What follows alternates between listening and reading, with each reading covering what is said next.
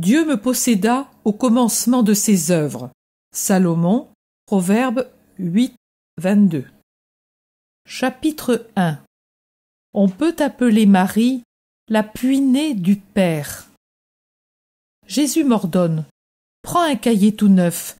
Copie sur la première feuille la dictée du 16 août 1944. Dans ce livre, on parlera d'elle. J'obéis et copie. Jésus dit : Aujourd'hui, écris seulement cela. La pureté a une telle valeur que le sein d'une créature put contenir celui qui ne peut être contenu, parce qu'elle possédait la pureté absolue, la plus grande pureté que puisse avoir une créature de Dieu.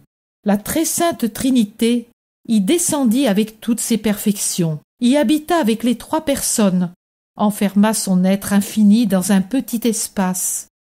Elle n'en fut pas moins diminuée, parce que l'amour de la Vierge et le vouloir divin dilatèrent cet espace jusqu'à en faire un ciel, et se manifesta avec ses caractéristiques. Le Père, en tant que créateur, renouvela son œuvre du 6e jour, ayant une fille vraie, digne de lui, à sa parfaite ressemblance.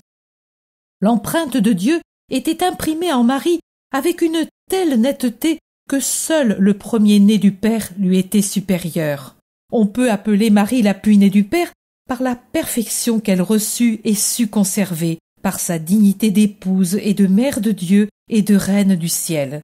Elle vient en second lieu après le Fils du Père et en second lieu dans son éternelle pensée, parce que, éternellement, il se complète en elle. Le Fils, étant aussi pour elle le Fils, lui enseignait par mystère de grâce sa vérité et sa sagesse, alors qu'il n'était encore qu'un germe qui se développait en son sein.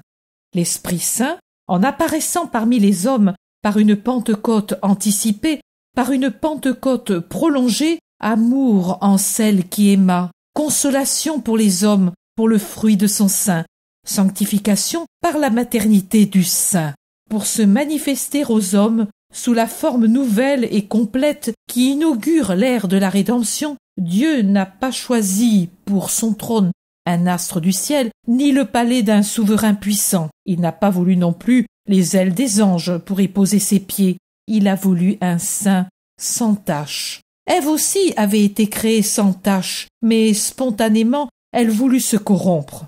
Tandis qu'Ève se trouvait dans un monde pur, Marie vécut dans un monde corrompu, sans consentir à blesser sa pureté par la plus petite pensée dirigée vers le péché. Elle savait l'existence du péché. Elle en a vu les divers aspects et les plus horribles. Elle les a tous vus, jusqu'au plus horrible, le déicide. Mais elle les a connus pour les expier et être éternellement celle qui a pitié des pécheurs et prie pour leur rédemption. Cette pensée sera une introduction à d'autres saintes réalités que je te communiquerai pour te réconforter, toi et beaucoup d'autres. Jésus.